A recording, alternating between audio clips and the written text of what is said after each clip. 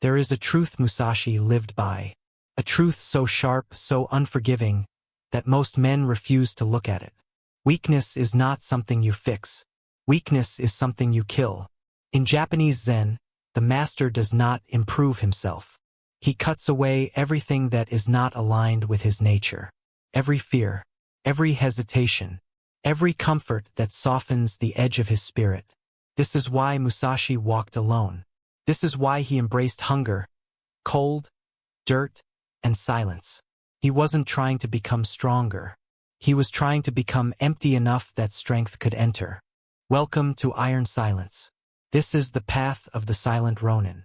Today, I'm going to show you exactly why Musashi's philosophy doesn't just challenge weakness. It destroys it completely. And by the end of this, you'll understand the ancient system that can transform you from someone who negotiates with weakness to someone who doesn't even recognize its voice anymore. Let me tell you about someone. Maybe this is you. Maybe this is someone you know. Let's call him Rin. Rin has a good heart, good intentions, but he's trapped in something Musashi would immediately recognize, the constant negotiation with weakness. Rin sets alarms he snoozes, writes plans he abandons, dreams of discipline yet returns to the comfort that robs him of it. He believes he has a motivation problem, a focus problem, a time problem, but the Silent Ronin would shake his head. Because Zen sees something deeper. Rin thinks he is making choices. Musashi would say he is being pulled. Pulled by craving, by distraction, by the soft voice of the ego that whispers, "Later, not today. You're tired. You deserve rest." Modern psychology calls this ego depletion. Zen calls it something else. A mind without a master. Ren tries harder, pushes himself, fails again, because he doesn't understand Musashi's first law. The mind you follow is the mind that owns you. Every morning, Ren wakes up and immediately enters a negotiation. Should I train today? Should I eat healthy? Should I work on my goals? And in that negotiation, weakness wins. Not because Ren is weak, but because negotiation itself is the weapon weakness uses against him. This is the modern disease, and it's everywhere. Musashi's world was not forgiving. The road was cold. Food was scarce. Every duel was a negotiation with death. Comfort was not an option, so strength was the only response. But the core of Musashi's discipline wasn't brutality. It was clarity, a clarity born from Zen. To know the way is to know nothing unnecessary.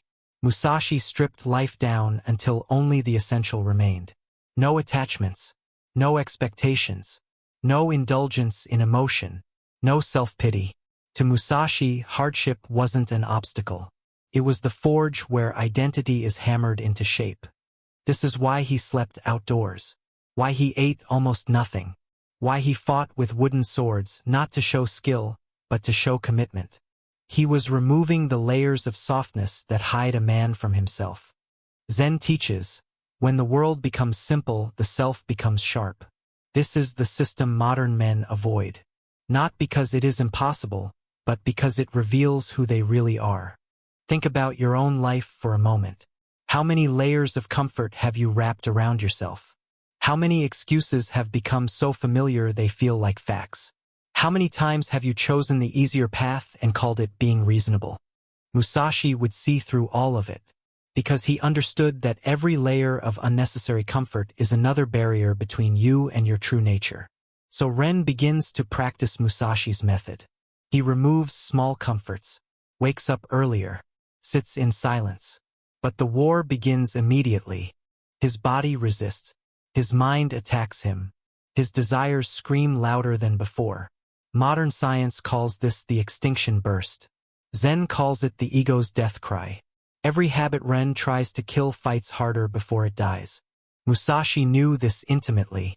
In the Book of Five Rings, he describes the two minds. The confused mind that clings to comfort, and the clear mind that cuts through it. The Silent Ronin interprets it this way. Inside you, two swords are drawn.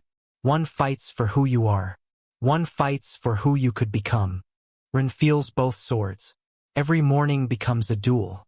And in this duel he learns Musashi's darkest teaching. Weakness is not passive. Weakness is a predator, and it hunts you from within. This is what most people don't understand. They think weakness is just the absence of strength. But Musashi knew better. Weakness is active. It strategizes. It waits for your vulnerable moments. It whispers in your ear with your own voice.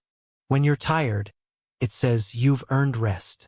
When you're uncomfortable, it says, this isn't sustainable. When you're facing a challenge, it says, maybe you're not ready yet.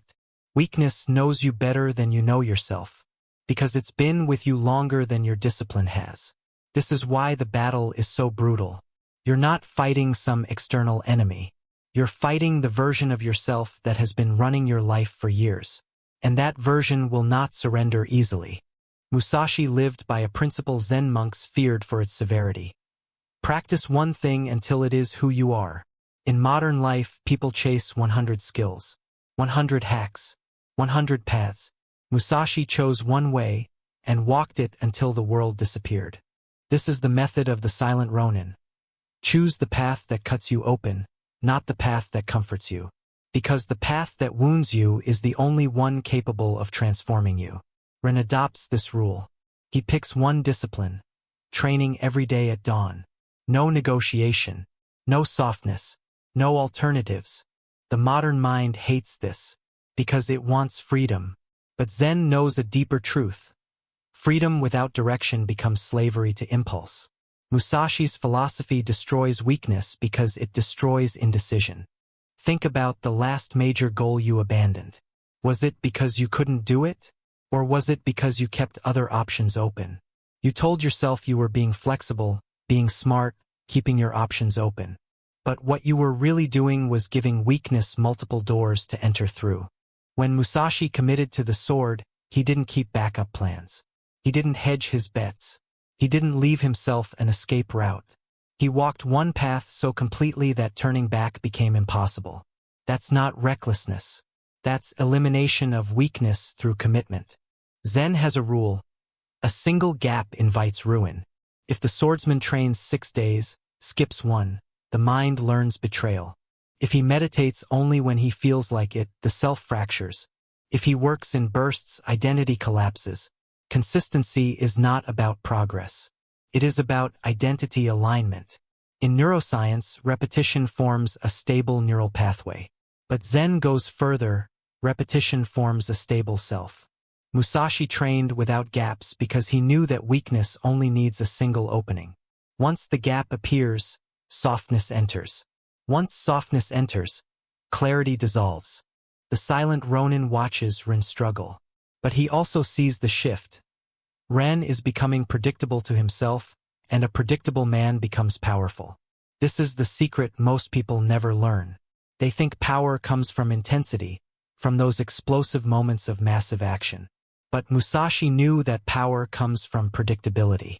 When you become predictable to yourself, something extraordinary happens. Your mind stops questioning. Your body stops resisting. The internal negotiation ends. Day 1, you might struggle. Day 7, it's still hard. But day 30? Day 60? Day 100?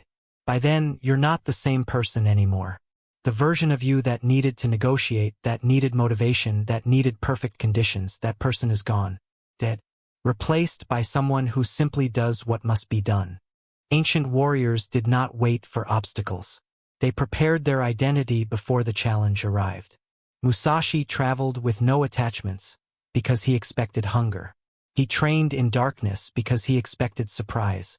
He fought with unfamiliar weapons because he expected chaos. This is called pre-solution, solving the obstacle before it appears. Modern examples. Decide your routine before the day begins. Decide your boundaries before temptation arrives. Decide your identity before stress hits. Musashi took vows without ceremony. The vow to walk alone, the vow to reject luxury, the vow to embrace the blade of life. These vows weren't emotional. They were practical. They eliminated negotiation.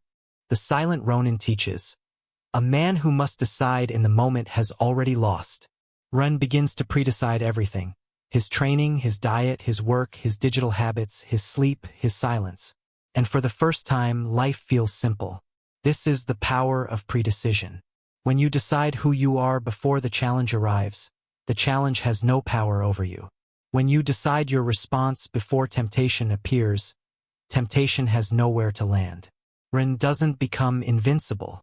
He becomes something far more powerful, uncompromising.